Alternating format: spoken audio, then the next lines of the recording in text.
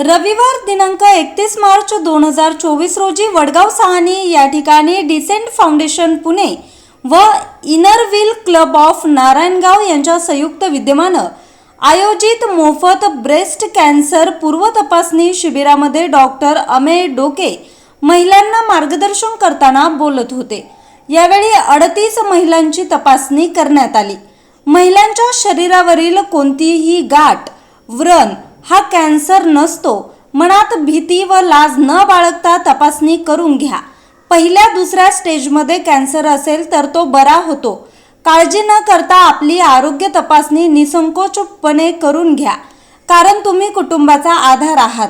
तुम्ही सुरक्षित तर कुटुंब सुरक्षित असा मौलिक सल्ला डॉक्टर अमेय डोके यांनी महिलांना मार्गदर्शन करताना दिलाय। आपल्यावर संपूर्ण कुटुंबाची जबाबदारी आहे आणि म्हणूनच मी जर आजारी पडले तर माझ्या कुटुंबाकडे कोण लक्ष देणार, या भावनेतून बहुतांश महिला आपल्या आरोग्याची काळजी घेत नाही आणि मग कॅन्सर सारखा आजार तिसऱ्या चौथ्या अवस्थेत गेल्यावर त्यावर उपचार होत नाही आणि रुग्ण दगावण्याची शक्यता असते। म्हणून महिलांनी वेळेत ब्रेस्ट कॅन्सरची पूर्व तपासणी करून घ्यावी असं आवाहन इनर व्हील क्लब ऑफ नारायणगावच्या चार्टर्ड प्रेसिडेंट अंजली खैरे यांनी केलंय।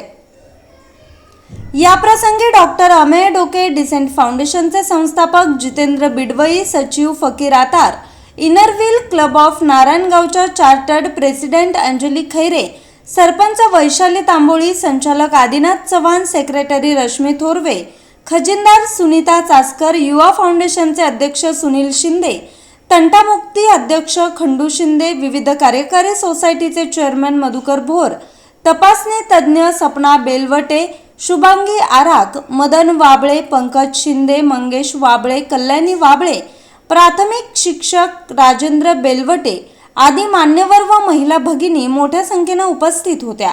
म्हणजे आजचा जो विषय आहे आस्था कॅन्सरची तपासणी, गहन प्रश्न आहे। बऱ्याच जणी घाबरतात, म्हणजे माझी ही गाठ आहे, प्रत्येक गाठ ही कॅन्सरची नसते, तरी पण मी तपासायला घाबरत होते।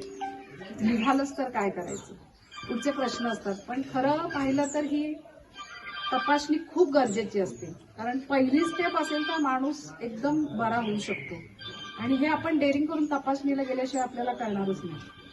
महिलांना जास्त करून जे कॅन्सरचे आहेत ते आहेत स्तनाचा कॅन्सर आणि गर्भाशयाचा कॅन्सर। हे कॅन्सर जर तुमच्या पहिल्या स्टेपला कळाले तर ते बरे होऊ शकतात, तुम्ही पूर्ण नॉर्मल जीवन पुढे जगू शकता। पण हाच जर तिसऱ्या आणि चौथ्या स्टेजला गेला तर अतिशय खर्च आहे, अतिशय त्रास आहे आणि त्यात माणसाची गॅरंटी नाही। मग आपण दोन पर्याय आहेत, हा पुढचा पर्याय निवडायचा की पहिला पर्याय निवडायचा? तर नक्कीच पहिला पर्याय हा खूप चांगला आहे।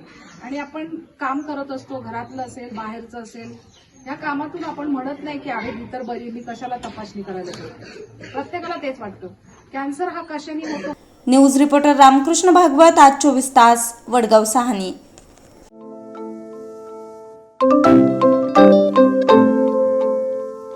नवनवीन आणि ताज्या घडामोडींसाठी आज 24 तास सबस्क्राईब करा। त्याचबरोबर बेल आयकॉनवर क्लिक करा आणि मिळवा आमच्या बातम्यांच्या नोटिफिकेशन्स। तसेच आज 24 तासची प्रत्येक बातमी आपल्याला कशी वाटली हे कळवा, लाईक करून, कमेंट करून आणि आमच्या बातम्या शेअर सुद्धा करा।